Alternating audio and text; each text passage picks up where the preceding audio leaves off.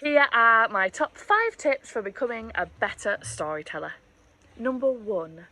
Firstly, be familiar with the story. The best storytellers know what's coming, but leave the audience wondering what's coming next. If you have a quick flick through of the story and you know what's coming next, it means you can prepare your audience for that. This could be a pause, it could be a slow turning of the page, or it could mean that you build to a crescendo for something really big and important that's going to happen. But you can't do these things if you don't know what's coming next either. Now, I am at a point in my storytelling where I feel comfortable going with the flow, and I can kind of gauge a story and read the rhythm of the story to know what's going to happen next. But if you don't feel quite comfortable doing this yet, you must know the story you're going to read. Now, this isn't always possible. Children bring books in from home, but just have a quick flick through if you can. Another reason to do this is that sometimes I start putting voices on for characters and then realise that there's 17 characters and I physically cannot remember what voice I've done for what character. So if you know there's loads of characters, perhaps don't start the voices. If there's only 3 characters, this is a perfect opportunity to do it. If there's no characters, then it doesn't matter. Tip number 2. Slow down. I have seen so many people read a story fairly well, but they've just rushed through it. You have to give the children time to process what you're saying, to look at the images, to watch your face, and then to wonder what is going to happen next. To be able to have the time to do this, you need to be taking your time with the words, but also leaving spaces in between. It's not always appropriate to do it between each sentence, but at least between each paragraph or each page. Whatever works for that story. I can't tell you a one rule fits all. But please, do not rush your stories. Especially if all you're going to do is go and pick up another one straight after that. You might as well take your time and marinate the first one. And this easily leads me on to the next point.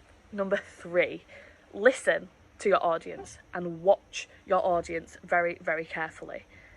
You can usually tell if the children are engaged in a book or a storytelling, and you can also tell when they aren't.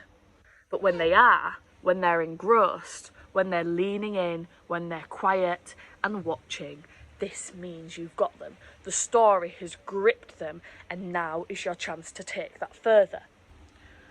When I know that I haven't quite got them, or perhaps there's children who have lost their concentration in moments, there are really clever ways in which we can grab this attention back, and that leads me to point number 4.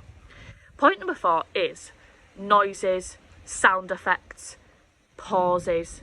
I use these to grab my audience's attention if I think I may have lost it. Sometimes I see a few wigglers on the back of the carpet. They're turning round and talking to each other. They were just watching and listening a minute ago, but now they're not. So instead of just telling them that the door creaked open, I will instead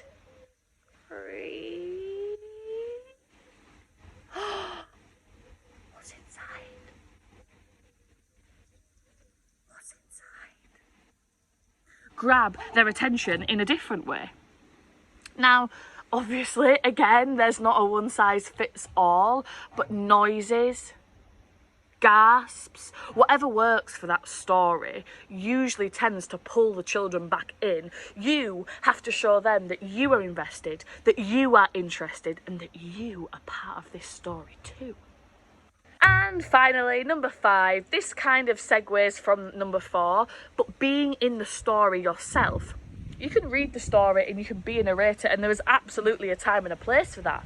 But also, particularly with early years children, we have to remember that they want to be in the story. They want to be right there in the centre, and they want to know that you are there with them. Sometimes a book may introduce us really quickly into a setting, and I think this is a good opportunity to explore as a group, or at least for the group to watch and experience it through me. I'll give you an example. For example, when Jack makes his way into the giant's castle, that shouldn't be something that we rush past. However, when it comes to storybooks, it often is. But instead, I will take a moment to look around Now, of course, at this moment, I'm actually in my classroom and holding a book, and in front of me is a carpet full of children. But at this moment, they understand that I am pretending to be Jack. The last line in the book may read, Jack makes his way into the castle. Jack makes his way into the castle.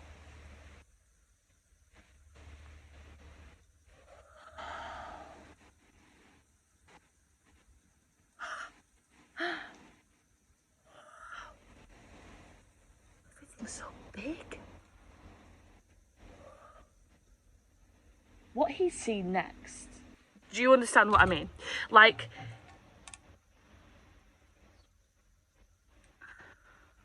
this is something that you'll probably get more comfortable doing as you grow in confidence as a storyteller. How long did that last?